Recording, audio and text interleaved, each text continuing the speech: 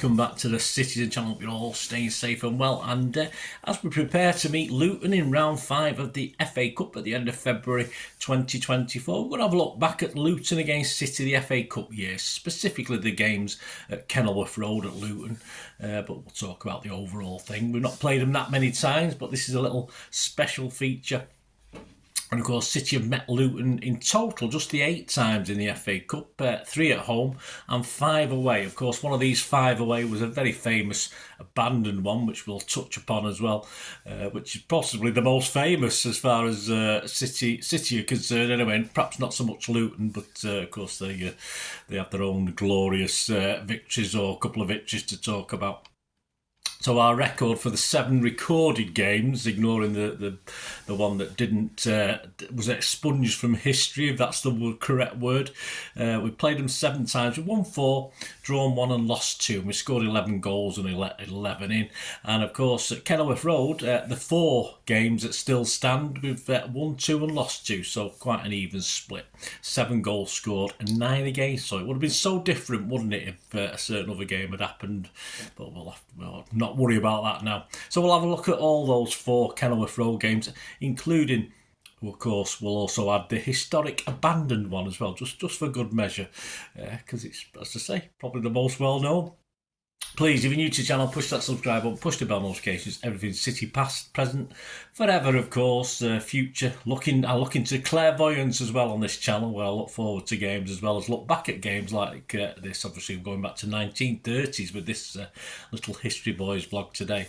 So share your memories, guys. Obviously, you're struggling a bit with some of these, unless you're even older than poor old me. But any memories you've got, or recollections, Dennis Law, perhaps, any memories of Dennis Law, or anything to do, any connections with Luton, please get in touch and I'll respond or give you a little like, and hopefully, guys, please give this little vlog a like as well. It'll be much appreciated. Right, let's get on with it. Our first trip down was a relegation season for City. Yes, we were the reigning champions, typical City, of course. We'd have to get ourselves relegated the season after.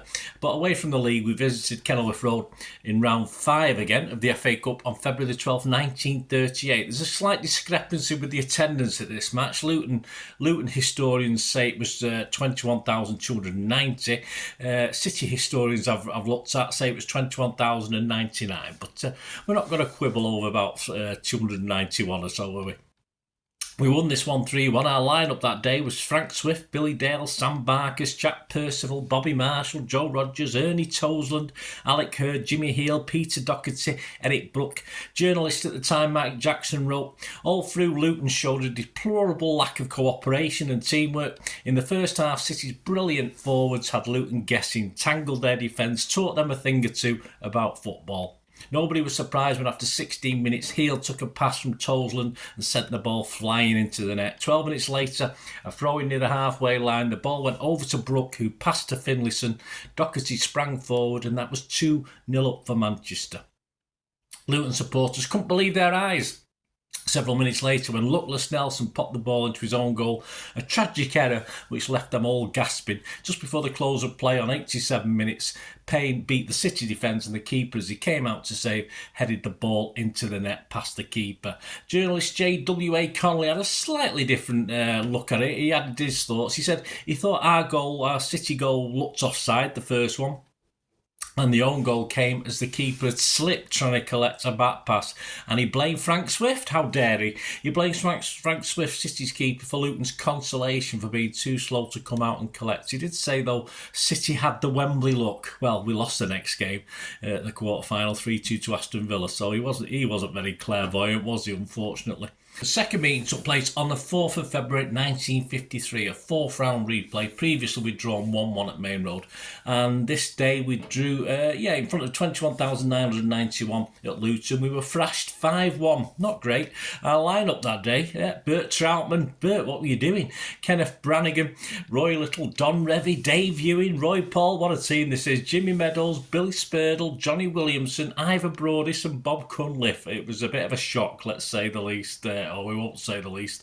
Journo Derek Collier wrote at the time, honest to goodness rip-roaring cup-tie football by promotion aspirants Luton knocked off all the remaining First Division gloss and polish from a pathetic-looking Manchester City at Kenilworth Road. Indeed, had justice been done, the score might easily have been doubled. Yes, he didn't mess about there, did he? I mean, we were 2-0 down within 6 minutes. City got one back through Spurdle, a header from a Revy cross, but Luton made it 3-1 just on the stroke of half-time. A fourth early in the second half, and it was sort of damage limitation for us for City, but despite some Troutman heroics, he played very, very well. We went on to lose 5-1, the fifth on the stroke of half-time. Luton did go on to lose to Bolton in the fifth round, so that ended their run. The visit to Luton on February the 19th, 1955 for another fifth round game, and a fifth round FA Cup game, was on the way to, of course, City meeting Newcastle in the final that year, although of course we did get beat, unfortunately. The crowd that night or day, attendance 23,104, and a 2-0 win, of course, because we got through to the final. A 2-0 win in the fifth round with both goals from the legend and a guy I've spent a lot of chats with, Roy Clark. Bert Troutman was in goal, Jimmy Meadows, Roy Little, Ken Barnes, Dave Ewing, Roy Paul, Fiona Fagan, Joe Hayes, Don Revy, Johnny Hart and of course Roy Clark. At a wintry Kenilworth Road, the headlines read the following day, there's no answer to the Revy plan. There certainly wasn't. Well, there probably was, because Newcastle found one, but of course we had an injury problem in the final, didn't we? Journal Martin Lee wrote, under fantastic conditions in which the snow held down all the players, Luton became the latest club to realise there is no effective antidote to Manchester City's Revy plan. Luton threw everything at City, including missing 3 gilt-edged chances, but on 30 minutes back to Martin Lee, Revy, 10 yards inside his own half, he said, slid a pass out to Barnes and he put Fagan away. The little winger pulled the ball inside a hurn and chipped the ball across the Luton goalmouth. Frozen-fingered keeper Bainham, no gloves in those days, dived out to meet it, clutched it for a second but saw it slip out of his grasp. Welsh international Roy Clark, with the ball at his feet, made no mistake. And so into the second half, and City made it 2 back to the match report. On 60 minutes, Revy, there's no keeping him out of it, collected the ball near the right touchline and swung a rather aimless centre into the Luton penalty area. So, Revy didn't do anything aimlessly. Right back done with all Bedfordshire in which to aim his clearance. Miskicked, and again Clark found himself unmarked and with the ball at his feet for the second time made no mistake shooting low past Bainham. As the game finished in a snowstorm, City proved again they're an outstanding team under any conditions. Bally on ice circa 1955, perhaps? Anyone for that one? On the 28th of January, well, here we go, we're getting to the crux of the problem now, and the legendary game, of course. City had taken 3 games to get past Cardiff City in round 3 of the FA Cup, and round 4 was another trip to Kenilworth Road, and in front of a crowd of 23,727, as soaking wet as the players, I think, that day, on a horrendous day with City leading 6-2, the referee had seen enough and abandoned the game. But had he abandoned the game? We'll see in a moment. The wet City line-up that day: Troutman, Levers, Betts, Barnes, Plenderleaf, Shawcross, Barlow, Law, Hannah, Hayes and Baker. In City's matchday programme against Luton for a League Cup third round replay on the Tuesday, the 1st of November 1977, Peter Gardner recalled that memorable day, and he titled his piece "Abandoned Because the Players Were in the Bath." Yes, Dennis Law himself admitted that the only thing he remembered about the game was that he got soaking wet, not the 6 goals. He said it never stopped raining, and when the ref Ken Tucker took the teams off on 69 minutes, conditions were as bad, but no worse than when we'd kicked off. Luton had gone 2-0 up after 20 minutes, Alec Ashworth getting both, but a quick Law hat-trick made it 3-2 at half-time. Law quickly added another 3, but at 6-2 the players left the pitch. But here we go, here's the nub. One of the best kept secrets was that the referee Tucker had not actually abandoned the game at that point in time, but merely suspended it, hoping to restart when the rain had eased. Canny Luton, though, had been pecking the ref's ears all game about getting it called off as we piled on the goals, and cleverly, as soon as he got back to the changing room, stripped off and jumped into the bath. So when the ref entered their dressing room a few minutes later, yeah, they were all there, happily soaping each other down. And of course, he wanted to consider a resumption, but having been faced with a bath full of Luton players, changed his mind, and of course the game was abandoned. But that wasn't the plan. So a bit of clever play from Luton there. A slight twist to the 6-goal haul was confirmed by journalist Andy Walker in a piece he wrote in May 2017. Andy said, not one to court controversy. I mean, anything to have a go at us, isn't it? Anything to have a go at City. I have to say that Dennis Law never scored 6 goals against Luton Town while playing for Manchester City in the FA Cup. He actually scored just 5 and was credited with another. In a goalmouth melee on a pitch that resembled a tatty field, 4 players scrambled for the ball. Dennis running in collided with the keeper. The ball spilled out, but Dennis went for it again. Only this time he had to get past a Luton defender. Law leapt, and as he did so, the Luton goalie tipped the ball sideways towards his teammate Foynes, who stretched to connect with the ball. It hit the Luton man on the back of the calf and rolled over the line just as Dennis landed. Now, who got the last touch of the ball? Question mark. In the absence of TV replays, the press attending couldn't make it out, and radio broadcaster likewise. Andy concluded, however, it's a great story. Dennis has been quite open about it too, and he suggested himself the defender might have scored an own goal. But of course, the defender's not going to admit that, is he? So Dennis, as far as the records or expunged records are concerned, got the 6. So we're happy with that.